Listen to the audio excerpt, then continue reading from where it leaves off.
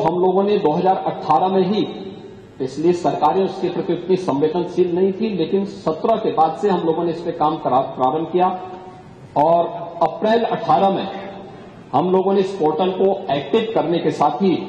इस कार्यक्रम को आगे बढ़ाया है। और अगर इसमें हम देखें कि जो प्रॉपर मॉनिटरिंग, फोकस मॉनिटरिंग जो प्रदेश के अंदर हुई है, उसका परिणाम है कि जो पेंडेंसी थी, ये पेंडेंसी एक दिन की नहीं थी, एक वर्ष की नहीं थी, ये वर्षों वर्षों से पड़ी हुई थी। महिला संबंधी अपराध से जुड़े हुए मामलों में, बलात्कार के मामलों में, नाबालिगों के साथ जो उनके सेक्सुअल हैरेसमेंट से जुड़े हुए जो मामले थे, वर्षों से पेंडिंग थी। उस पेंडिंग्स को पूरा करने के साथ आज मुझे बताते हुए प्रसन्नता है कि उत्तर प्रदेश देश के उन टॉप 3 राज्यों में है जिन लोगों ने पेंडेंसी को पूरा करते हुए और देश के अंदर जो पेंडेंसी रेट के आधार पर प्रदेश का देश में द्वितीय स्थान, और इन मामलों को, अपराधियों को सजा दिलाने के मामले में, मामलों के पूरी तरह निस्तारण के मामले में देश के अंदर तीसरे स्थान पर उत्तर प्रदेश है। महोदय, ई प्रोसिक्यूशन में उत्तर प्रदेश देश का सबसे बड़ा राज्य है, लेकिन ई प्रोसिक्यूशन प्रणाली को लागू करने वाला राज्य भी है और इसमें देश के अंदर नंबर 1 स्थान पर यूपी का स्थान है। महिला और बाल अपराध संबंधी अभियोगों के निस्तारण में देश में प्रथम स्थान है। लगभग हमारे 98% से अधिक मामलों का निस्तारण करने में उत्तर प्रदेश आज देश का वह पहला स्थान रखता है। और मैंने जो पहले भी कहा, घरेलू हिंसा से पीड़ित महिला के लिए 181 की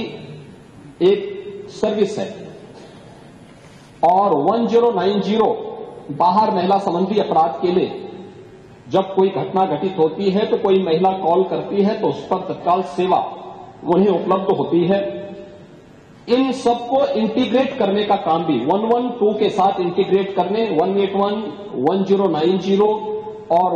112 को भी इंटीग्रेट करके अगर कहीं भी सूचना आ रही है, उस सूचना को संबंधित तक भेजने के साथ ही उसको तत्काल रिलीफ मिल सके, इसके लिए भी यहां पर कार्य किया गया है। यही नहीं, प्रदेश के अंदर एक महिला थाना हर जनपद में स्थापित करने के साथ साथ एक अतिरिक्त थाने की जिम्मेदारी भी महिला थानाध्यक्ष को उपलब्ध करवाया गया है। और हर थाने में जो प्रदेश के अंदर 1585 थाने हैं, इन 1585 थानों में महिला हेल्प डेस्क अलग से बना करके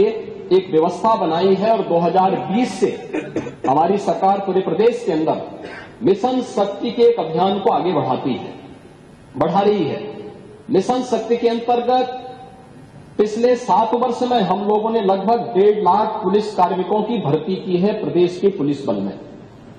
और मुझे बताते हुए प्रसन्नता है कि 17 के पहले जितनी भी भर्तियां हुई उन सभी को अगर हम जोड़ लें तो कुल 10,000 महिला पुलिस कार्मिक भर्ती हुई थी। लेकिन 17 से लेकर के 22-23 तक जो भर्तियां हुई, इन भर्तियों में प्रदेश में 20,000 से अधिक महिला पुलिस कांस्टेबल की भर्ती करने में हमें सफलता प्राप्त हुई। यानी आजादी के 70 वर्षों में जितनी भर्ती हुई थी महिला, उससे दुगनी भर्ती अकेले 5 वर्ष के अंदर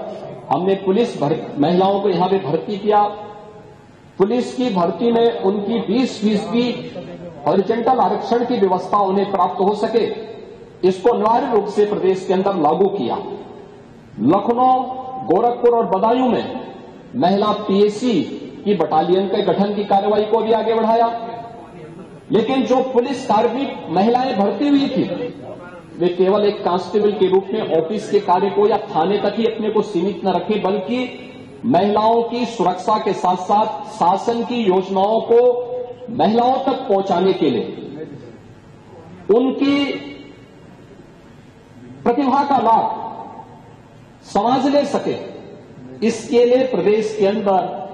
10,000 से अधिक महिला बीट स्टेशन स्थापित किए गए, महिला पिंक बूथ की स्थापना की गई और ये भी व्यवस्था लागू की गई कि ये महिला बीट पुलिस अधिकारी हर मिशन शक्ति के अंतर्गत वहां पर जाएंगी, वहां पर सप्ताह में एक बार जाकर के महिला संबंधी घरेलू हिंसा का हो या बाहर की सुरक्षा से जुड़े हुए कोई मुद्दे होंगे, इन पे तो चर्चा करेंगे ही,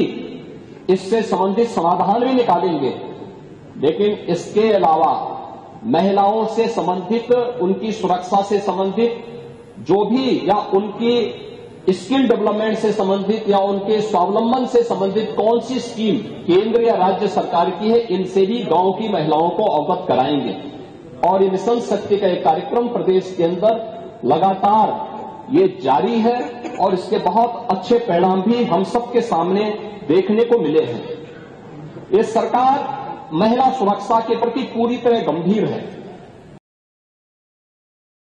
हर न्यूज अपडेट के लिए डिस्क्रिप्शन बॉक्स में दिए हुए लिंक से ज्वाइन करें रॉयल बुलेटिन का व्हाट्सएप ग्रुप और पाएं हर खबर सबसे पहले अपने व्हाट्सएप पर।